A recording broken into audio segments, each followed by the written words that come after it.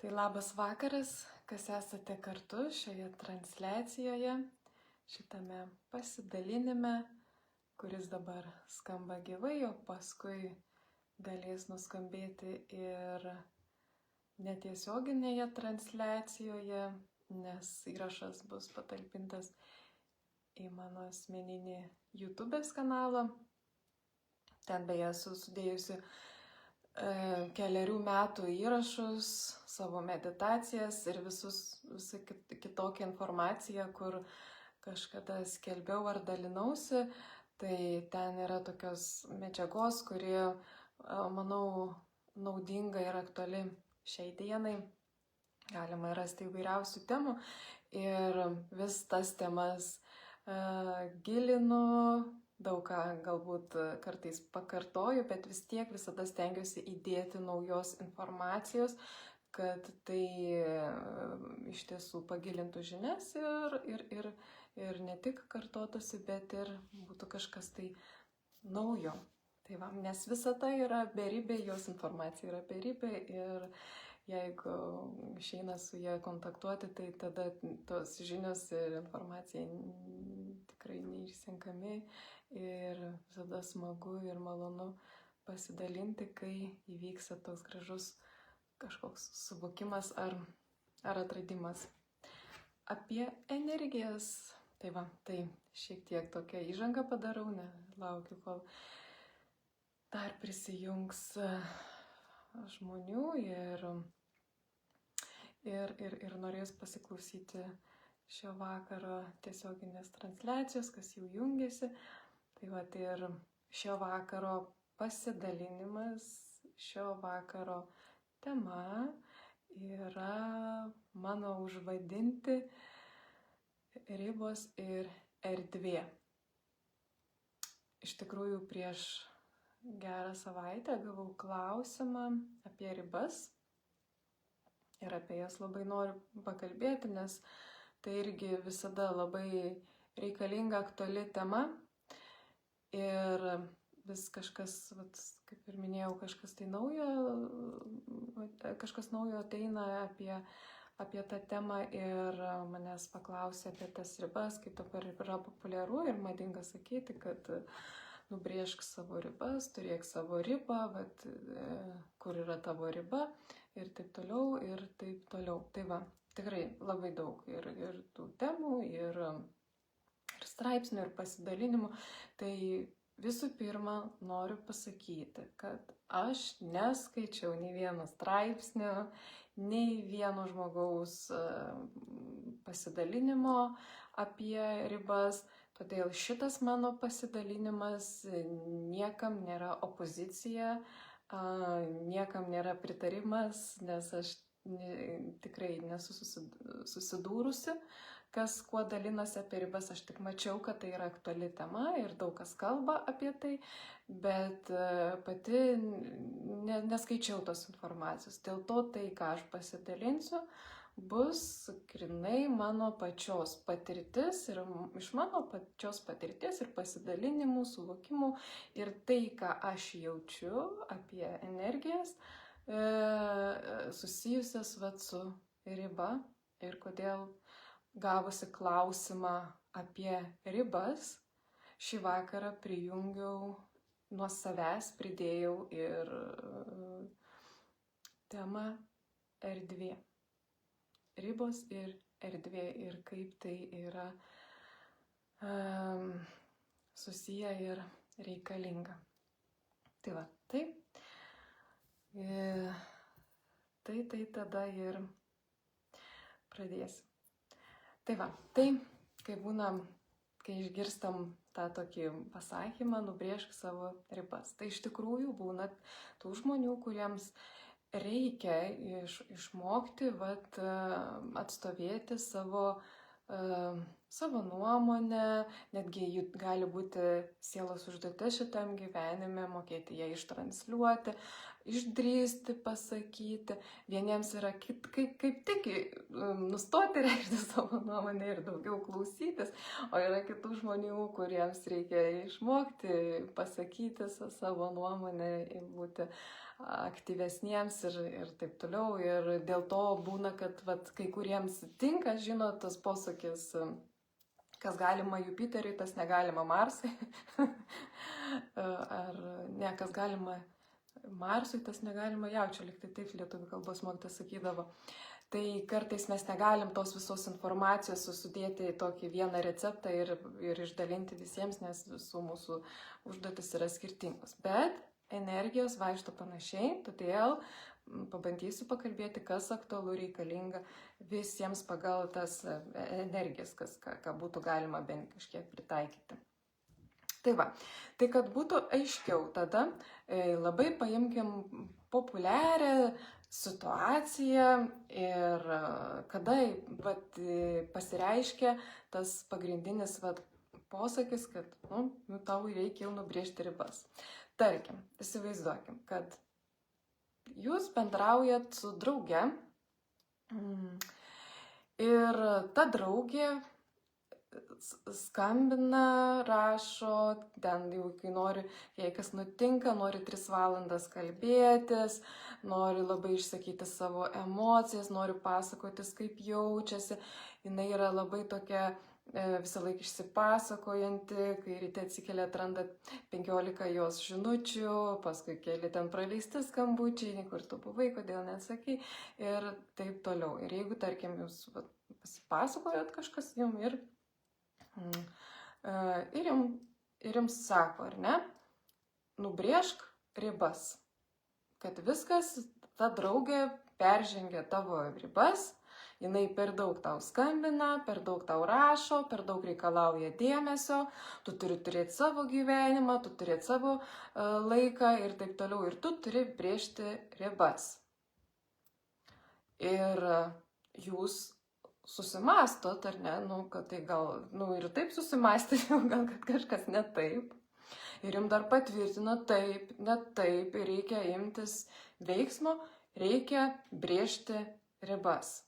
Taip ir yra, transliuojama toksai sakinys. Nubrėžk ribas. Ir dabar pajauskit per save, kai jums sako šitą sakinį. Tokiai paprastai situacija netgi net nesvarbu, tik pavyzdys, kad kiltų emocija šita. Ir jums sako, nubrėžk ribas tam žmogui. Atsitrauk, nebendrauk, dar kažkaip tai. Ką jūs jaučiat? Kaip jūs energetiniam lygmenį matot tą sakinį? Nubrėžk ribas. Ar geras jausmas eina? Ar jis jūs riboja ar augina? Ar jeigu nubrėžk ribas, tai ką tai reiškia? Tai jūs sutvirtina ar jūs padaro, išlaisvina? Surakina ar išlaisvina? Toks pasakymas. Nubrėžk ribas. Galim pajausti.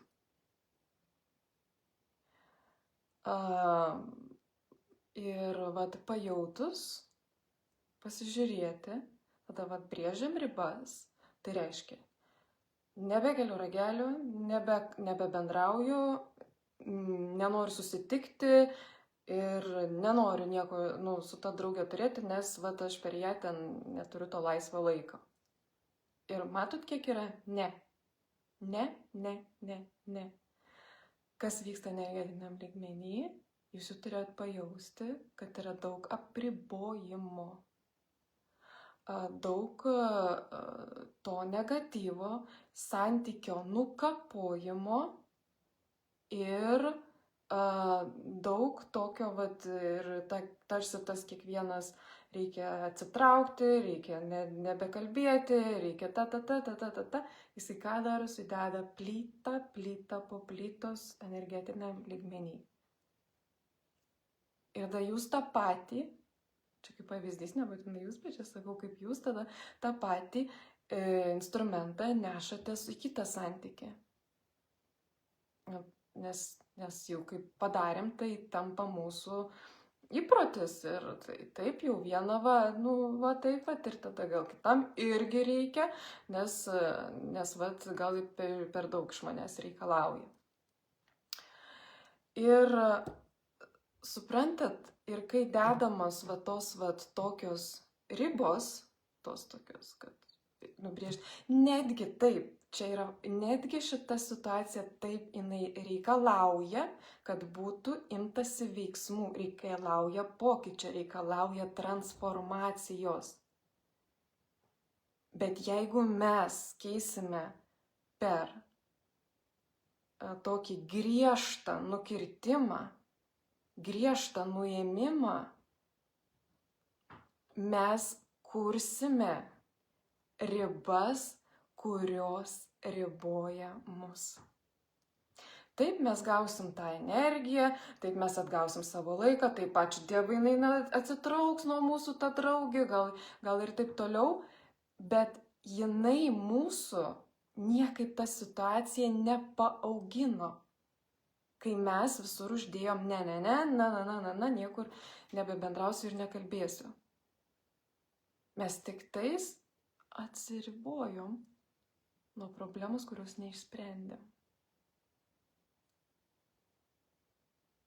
Ir kodėl mes tada, reikia iš kur tas atsiranda, tas nubrėžk ribas,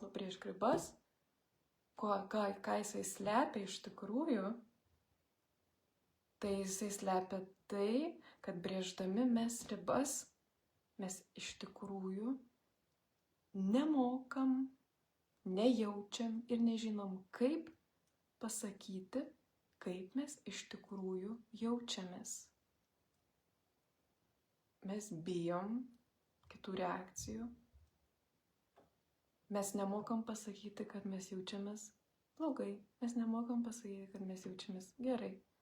Ir mes vietoj to kartais nuribojam tuos, kurie mums padaro kažką, kas mums skaudina, mums nepatinka, mums yra negerai. Ir mes nuribojam. Ir kuo daugiau save taip ribosim, tuo mes apsistatysim save tom sienom, kurias vis tiek anksčiau ir vėliau teks nuimti. Arba atsiranda kartais įtampos tame santyke, kurį paskui reikia energetiškai išvalyti. Tai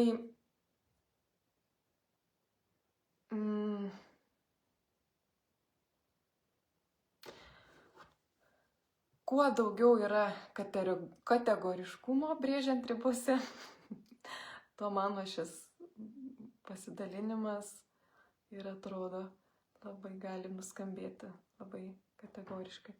Tai va, nes ribos, jos, pasakysiu kur, kaip jos yra, kada ribos yra lanksčios. Ribos yra lanksčios tada, kai jos išeina iš mūsų pojūčio. Ir mes tą pojūtį pasidalinam. Arba išsakom, ištransliuojam, be baimės ir be nusiteikimo prieš kitą. Ir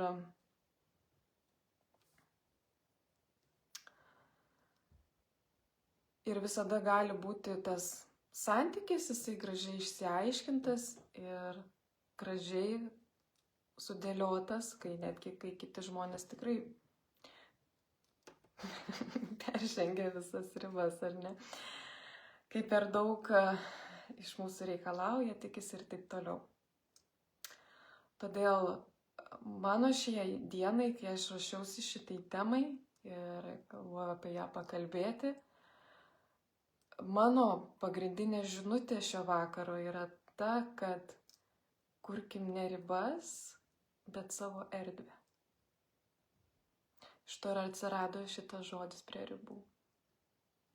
Kurkim ne ribas, bet savo erdvės. Dabar žiūrėkit, kai mes sakom ribos ar ne, tai mes, riba. O kai aš pasakau, kuriam savo erdvę. Ir ar tai yra riba? Ne. Bet ar tai yra irgi nuoroda, kur ir kokie žmonės gali patekti į mano erdvę? Taip. Ir į mano erdvę, jeigu yra tam tikros vibracijos, tam tikri mano pašaukimai, šaukiniai, meditacijos ir taip toliau, vieni žmonės į ją patenka, kiti nepatenka. Ir tai vyksta natūraliai kartais. Kartais reikia įgarsinti, čia vat jau jūs esat jau mano erdvėj.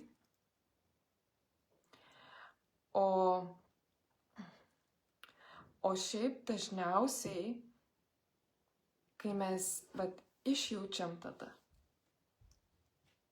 tarkim, ar ne, su ta pačia drauge, išjaučiam,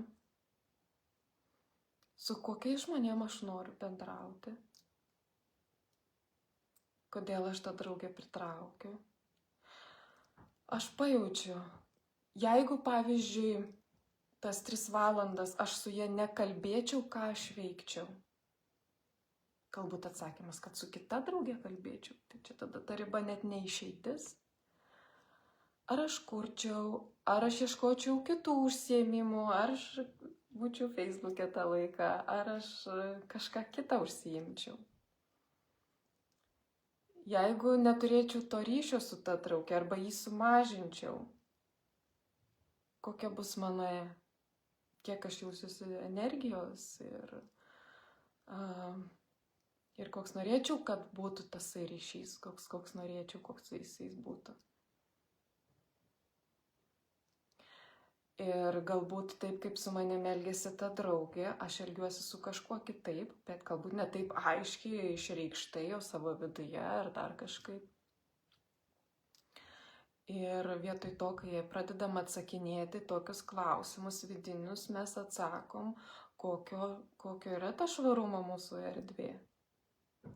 Kokioje mes gyvename, kokioje esame, kaip norime, kad jinai atrodytų, ta erdvė. Ir galim pasakyti, kad į savo erdvę kviečiu harmoningus žmonės, kviečiu harmoningą bendravimą, kviečiu, kad lygiavertį bendravimą. Ir tada ar ta draugė tebėra toje erdvėje. Ir jeigu, pavyzdžiui, jaučiam, kad nebėra tos draugės mūsų erdvėje, tai nuoširdžiai taip ir pasakyti, kad aš tik norėčiau harmoningų santykių, bet kartais jaučiuosi, kad mūsų pokalbyje labai mažai išsakau. O gal tiesiog jai reikia, kad pasakytume, kad, žinai, man būtų fainiausia ir idealiausia, jeigu mes bendrautume 1 valandą vietoj 3. Kiek aš laiko galiu tau skirti? Nes aš tada taip jaučiuosi gerai, kaip aš jaučiuosi. 1 valandą su juo bendraujant, 2 ar 3.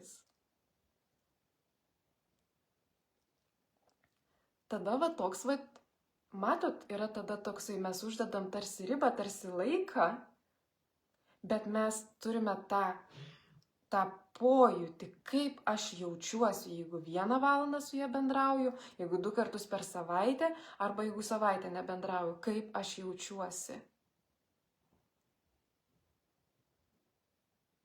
Ir tuomet mes turėsim tą ribinį palyginimą, bet tai bus jau per pojūtį ir tai bus padaryta iš to, kad mes auginam, stiprinam savo erdvę. Ir toje erdvėje mes jaučiamės, ką mes jaučiam. Ir kaip gražiai pasakom, man taip, bet jeigu vien tik sakom, soriukas, tu čia blogai, tu per daug kalbėjai, arba tu man čia per daug prirašei. Ir jeigu mes taip vien tik į tą minusą, tai vėl bus tik į vienus vartus. irgi vėl iš kitos pusės, gal ta draugė man kitokias paslaugas daro, galbūt mūsų ryšys ten turi tokį ypatingumą, kažkokią kitą, kur aš pasisemiu arba kažką sužinau, kažką tai ir vyksta tie tokie energetiniai mainai. Ir pasakyti, žinai, man labai patinka, kai mes su tavim kalbam apie meną, apie muziką, bet kartais aš visai jaučiuosi išsekusi, kai pradedam kalbėti apie ten, pavyzdžiui, politiką. Bet turim tai pajausti, kad iš tikrųjų tai nusekina, o tas gerai. Tas yra fainiai, o tas ne fainiai. Ir tada, jūs žinot, tada bus tas nebe nukirtimas, nebe kažkoksai nedarysiu, nebe bendrausiu, nes man blogai nuo to, nes man to per daug. Bet mes eisim į harmoniją. Į tos harmoningus santykius, kuriuos mes vis tiek turim sukurti, jeigu jau patekom į šitą situaciją, mes turim juos sukurti, nes tai nėra gyvybės ar mirties klausimas, taip? Kur jau reikia, tikrai reikia, jau rodo visais ženklais, kad reikia atsitraukti. O tai yra suskilęs tenai, kur yra nepagarba, nemandagus bendravimas, energijos nutekėjimas ir tada jau reikia tvarkyti, bet reikia transformuoti savęs, auginti savo stiprybę, auginti savo erdvę, kelti savo vibracijas, didinti, platinti savo sąmoningumą, suvokimą.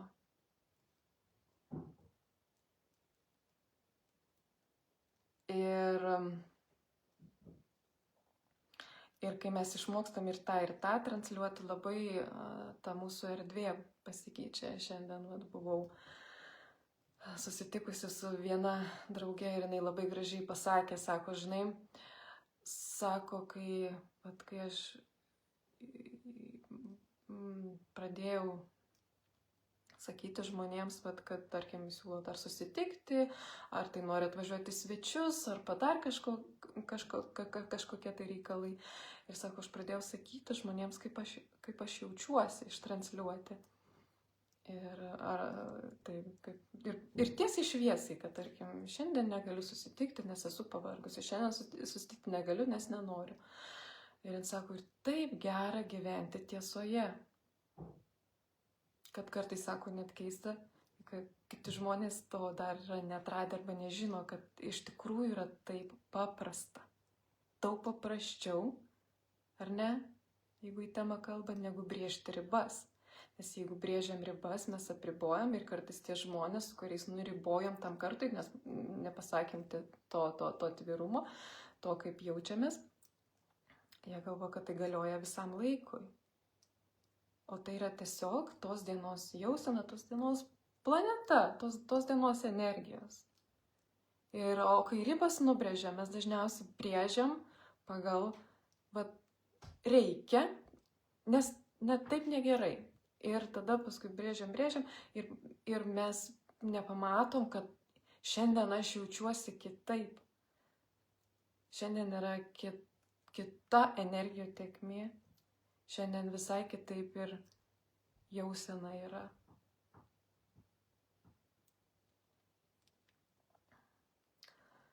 Ir kai mes kuriam savo erdvę, mes pažįstam save. Mes esam lankstus, bet tuo pačiu mes atsirenkam, kas su mūsų erdve, mums pakeliui, o kam jau nelabai, kas mus augina, o kas mus žemina ir taip toliau, nes mes jau tikrinam per savo pojūtį. Per tą gilesnį gilumą ir tą savo pojūtį ištransliuojam su taika. Mano mėgstamiausia tema praeitais ir šitais metais.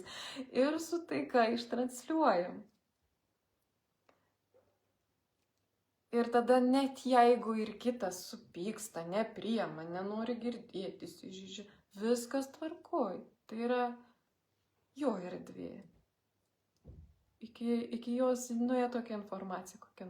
Bet jeigu jūs širdį jaučiat, kad pasakėt jam, be jokio pykčio, be jokio ten kažkokio tai, nežinau, užslėpto negerovės, jūs esate sąžiningi su savimi ir dėl to nevertėtų nei jaustis kaltiems, nei dar kažką, kaltės jausmas visada jisai nori įsibrauti, bet iš tikrųjų, jeigu esam nuoširdus ir jaučiam, kad viską padarėm iš širdies, iš tos akimirkos, to pajautimo, aišku, būna, kad ir apgauna mūsų ego ir sako, kad tu čia kalbė, iš širdies kalbėk. Bet žinokit, yra du skirtingi dalykai ir rezultatas skirtingas, kai mes kalbam iš širdies, tai neteina toks srautas, srovė. Ir jaučiasi ta vidinė švara, iš tos švaros, taikos, kad spinduliuojam švarą taiką ir patys tą jaučiam. O kiti tai pajaus arba nepajaus. Pajaus, kas eina tuo pačiu keliu, tais pačiais laipteliais. Nepajaus tie, kuriems dar yra nelaikas ir viskas yra tame gerai.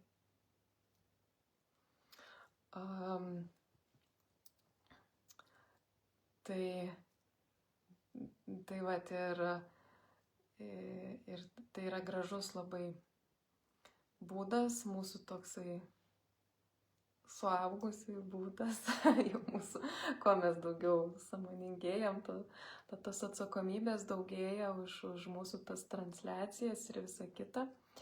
Nebent jeigu mes ištransliuojam savo širdies balsą, bet kad kitas išgirstų, tenka panaudoti jo paties žodžius. Čia išimtis, aš jos nepropaguoju, man negalima, galbūt jums galima kartais grubiau pasakyti. Žodžiu, ir kad kitas atsitrauktų ar ne. Taip labai sveikai, jeigu imti sveiką pavyzdį, ne mano pačios, bet sveiką pavyzdį, kaip tai veikia savo erdvės apgynimas, jeigu reikia jau to kažkokio jau griežtesnio pasakymo, tai labai puikiai tą daro katės ir vaikai. Katės arba gyvūnai, aš nežinau kaip kiti gyvūnai, nes nesu taip artimai susidūrusi, o pavyzdžiui, mano viena katė, jeigu ateina svetimas žmogus, jinai nesikandžia, nesidrasko, bet jeigu jisai tiesia ranką ją paglostyt, jinai išnypščia. Nes tu nesusipažinai su manim, tu įlindai mano erdvę ir viskas. Bet tik tiek, kad jinai išnypščia ir kai kurie katinai ar nedraskosi, arba kanda, jeigu ten juos skaudžiau paniurkius ar pričiupus. Bet tik tiek, kad kai jie tai išreiškia, jie to viduje nesinešioja, jie neturi to pykčio, ko žmogus paskui, kaip su manim pasielgė, kaip su manim pakalbėjo, kaip nepagarba buvo, tai ir aš neapgyniau save, arba aš apgyniau save, Pas gyvūnus ir vaikus dažniausiai šito nėra, nes kai vaikai irgi kartais jaučiasi skaudinti, jie tai ištransliuoja. Ir tokiu būdu jie apgina savo erdvę. Todėl čia nėra kažkoksai irgi energetinis nusikaltimas, jeigu taip pasako, bet jie išsako dėl to, kad kažkas norėjo grubiai su jais pasielgti, fiziškai arba emociškai arba žodiniu, ir jie tuo momentu pasakė, prašau, aš to nedarau, man skauda nuo tų žodžių, man yra negera. Taip, bet tai vėlgi, jeigu pastebėsim, mes kalbam apie tai, kaip mes jaučiamės. Man negera, prašau, nedaryk to. Man skauda, prašau, taip nesielk.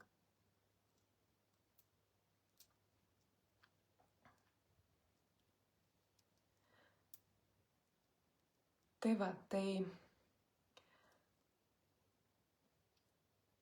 kaip ir būtų laikas baigti, bet matau, čia daug nemažai prisirinko. Padarykim tada dar pratimuką dabar kartu visi. Tai pajauskim save, pajauskim savo draugus artimuosius, kurie, kaip turėjau pavyzdį, kurie per daug iš mūsų reikalavo, brovėsi į mūsų erdvę, kur ar tai pykomės dėl to bendravimo, arba kuriems norėjom nubrėžti ribas, kur buvom tokie nusiteikę karingai ir ryžtingai ir brėžti tas ribas labai norėjom. Apie tai apribojom save ir bendravimą. Tai dabar visą šitą nuimam, visas sienas, visas protų sukurtas ribas, savęs apribojimus, kur nejaučiausti, bet galvojom, tokios taisyklės bus naudingos, bus geros. Tai vietoj to mes viską nuliuojam, kas sukurta iš proto, iš pykčio, iš noro sureguliuoti, surengti viską, ir vietoj to mes renkamės savo švarę, gražią erdvę. Renkamės savo tvarką pagal energijas, pagal pojūčius, pagal harmoniją vidinę, išorinę, pagal taikų gražų bendravimą ir gražų pavyzdį. Ir su visais tai žmonėmis mes siunčiame, įvedame gražų ryšį, bendravimą, ištransliuojam savo tikruosius pojūčius su pagarba ir meilė jų sielai, jų sielos etapui, kur jie yra. Ir pasirenkam spinduliuoti savo tikrą erdvės grožį per tai, ką mes pasirenkam. Tebūnie taip, tebūnie taip, tebūnie taip. Ir taip yra. Tegul viskas prasivalo, išsivalo, anuliuojasi, kam nereikalinga. Ir atsiranda nauji suvokimai, kaip iš širdies kurti tą bendravimą, santykius, savo erdvę su pagarba kitų erdvei. Ačiū, ačiū, ačiū. Tai dėkoju labai, kas šį vakarą prisijungėte, kas jungsite savo patogiu metu.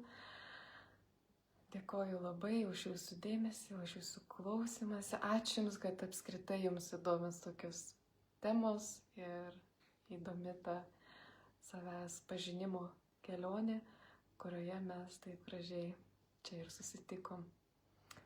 Tai gražios Jums kelionės, gražių savo erdvių kūrimo procesų ir jau susimatysim kitą savaitę kitoje tiesioginėje transliacijoje. Ačiū Jums, iki ir gerą laiką.